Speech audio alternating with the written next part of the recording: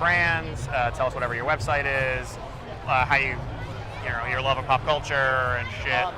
A quick question. There's like 4 of us here, so does that matter, or are we just talking about the booth in general? Yeah, whatever you talk about yourself a little and your Okay. personal experience. I'd like to talk about some of the Rocky Horror stuff. You can plug Rocky Horror You're going to Saved be My asking me Life. questions then? I will, yeah. Awesome. Can we do some interactions here? Sure, it's a conversation. But yeah, I want to hear more about the product and Okay. so how's Comic-Con been going for you guys? Comic-Con has been intense. I think this is the busiest it's ever been for us. I mean, I've been doing this, I think, 5 years now, and like Thursday's generally slow, but Thursday honestly felt like a Saturday for once. So it was Crazy. good. And so tell us about the name of the studio and everything. Well, there's actually 4 of us here at this booth. There's Manor Monster Studios, which we see this artwork right here, done by my buddy Brandon Barker. So he specializes in digital prints as well as awesome bootleg figures.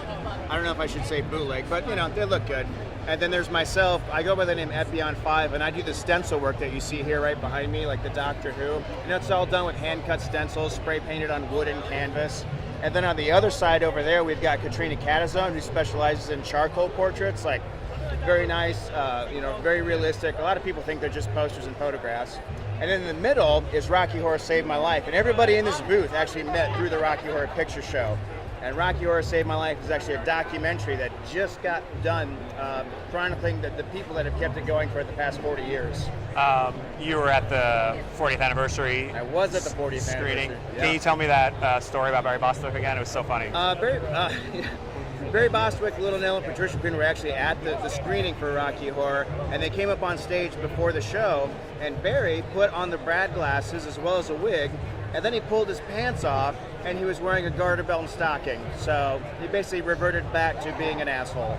It's awesome that when you see a celebrity that lives up to it, and it's like they get it. Yes, it's like he totally gets it. He totally gets it. I've actually met him a few times at other conventions. Super nice guy, but yeah, I mean, there's some people you meet that they just go with emotions, but not him. He honestly loves it. Goes all in, right? He goes all in. Yeah. I mean, I'm a huge Rocky Horror nerd too, and I love seeing. I wish I could have been at that convention.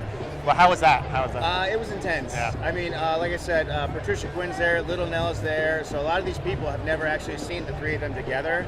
I never.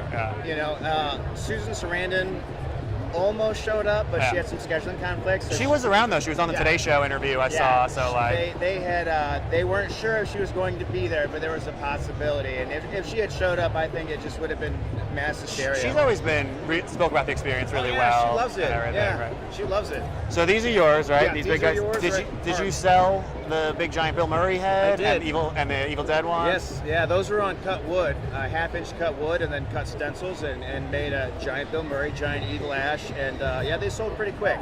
So somebody's walking around here with that right now. I don't know. Yeah, well, I think I saw they were there here the first day. I don't think I saw them again. So the websites again that we could check out? ManorMonsterStudios.com. That's Brandon. I don't really have a specific website. I just tell people Google Epyon5. It brings everything up.